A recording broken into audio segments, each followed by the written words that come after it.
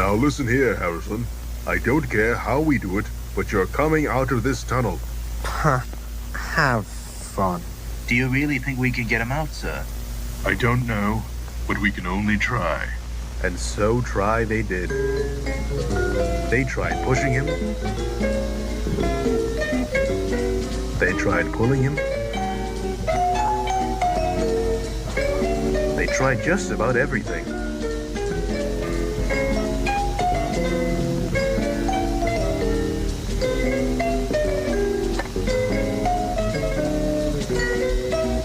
They even recruited passing engines to help him out.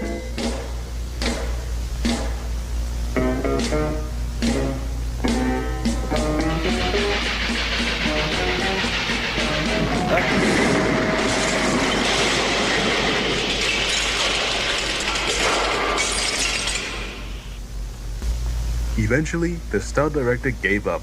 Oh, blast it all. If you won't move, then you can stay and rot in hell for all I care. Now, how do you plan to, how'd you get this up so fast? Doesn't matter. Have fun, Harrison.